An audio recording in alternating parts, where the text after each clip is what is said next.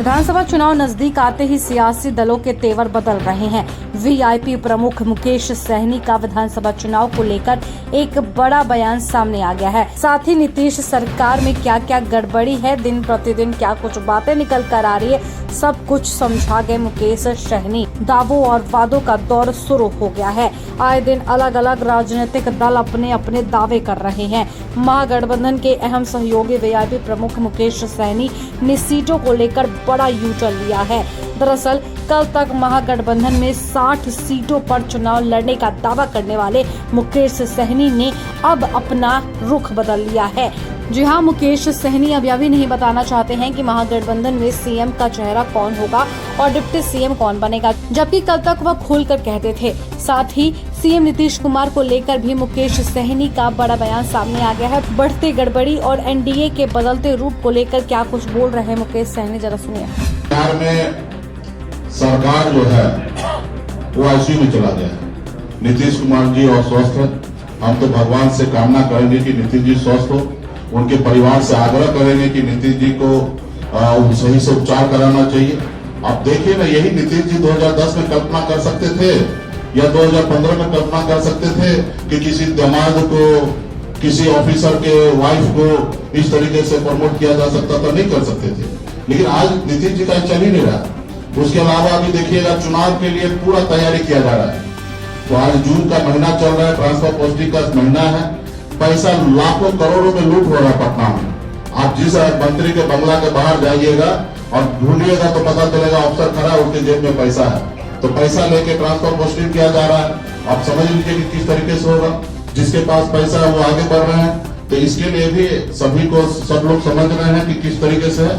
और नीतीश जी जो है जो मान ही नहीं रहे, वो अभी भी कुर्सी पर बैठा रहना चाहते हैं और आगे भी बैठा रहना चाहते हैं।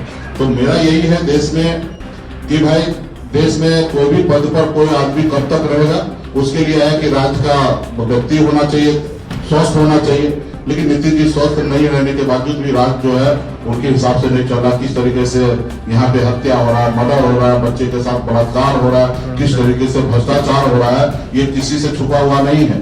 किस तरीके से सरकार का पैसा कोई पार्टी अपने प्रचार करने के लिए, अपने वाहवाही करने के लिए 1-2 रुपया नहीं, सैकड़ों करोड़ रुपया खर्च किया जा रहा है। इससे पहले भी यूपीए के सरकार के समय में आप देखते होंगे कि इस तरीके का घोषणा जो होता था वो दिल्ली से वहां से बटन दबा के कर दिया जाता था। लेकिन आज क्या किया जा रहा है?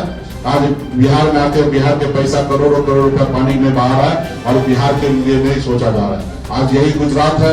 2014 में देखिएगा, गुजरात का गरीबी दर देखिएगा तो 16% था, लेकिन आज बढ़कर कितना, अभी घट के कितना हो गया? 9% हो गया।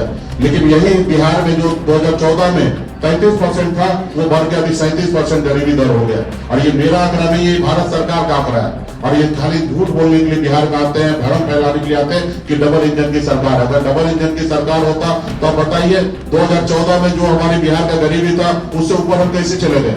और वही गुजरात 2014 में जितने गरीबी रेखा में जो थे 16%, उससे घट के 9% पे कैसे आ गए? तो ये सवाल आने वाला समय में मोदी जी को देना चाहिए बिहार में आने के बाद। और बिहार के लोग अभी जागरूक हो चुके हैं और बिहार में इस बार परिवर्तन होगा और बिहार में महागठबंधन का सरकार बनना है। कुछ दल जो है सामने से गठबंधन में है और कुछ दल जो है संगठन जो पर्दे के पीछे से गठबंधन में है। और भाजपा जेडीयू के सब लोग ही बोल रहे हैं, हम तो नहीं बोल रहे हैं कि किस कोटा से। बताइए, आरएसएस का भी कोटा है। ये इससे पहले तो हम लोगों को नहीं जानकारी था। हम लोग को तो पता है यूनिवर्सिटी पे कब्जा हो गया आरएसएस का, जितने भी संस्थान है उसको कब्जा हो, लेकिन कोई सुनने के लिए तैयार नहीं था। वो लगता था हम लोगों को कि भाई ये विपक्ष में है और ये आरोप लगा रहे हैं। लेकिन अभी तो जो सत्ता पक्ष में वही बता रहे हैं कि आरएसएस के कोटा से जा रहा है। अब बताइए, संवैधानिक पद है, ये आयोग वगैरह ये सब चीज है, ये संवैधानिक पद है। यहाँ पे जो भी व्यक्ति हो वो न्यूट्रल होना चाहिए, किसी दल के बारे में नहीं सोचना चाहिए। वो अपने राज्य के प्रति, नागरिक के प्रति सोचना चाहिए। अगर वहां पे अगर आरएसएस के लोग अगर पहुंच रहा है तो निश्चित तौर पर आरएसएस के एजेंडा पे बात करेंगे, आरएसएस के बारे में बात करेंगे। तो आने वाला समय में हम लोग काम करने के लिए जाएंगे। आने वाला अभी भी आप देखिएगा, बिहार में जिसके पास पैसा है, जिसके पास पहुंच है, जो अच्छे परिवार से आते हैं उनको अच्छी जगह पोस्टिंग हो रहा है। वही गरीब है, एससी है, ओबीसी है, अति पिछड़ा है, उनको धकेल के किसी ब्लॉक में बैठा देता है, किसी गांव में उनको भेज दिया जाता है। लेकिन वही जिसके पास पैसा है जिसकी पहुंच है उनको पट्टा में पोस्टिंग करता है, उनको तनख्वाह के अलावा 16% अतिरिक्त पैसा उनको मिलता है। तो ये सारे चीज को भी आने वाले समय में परसों हम खुलासा करेंगे। और बिहार में अभी सही नहीं चल रहा है। इस सरकार को, बिहार के हर नागरिक को, हर व्यक्ति को जवाब सही बनता है कि उसको बदले।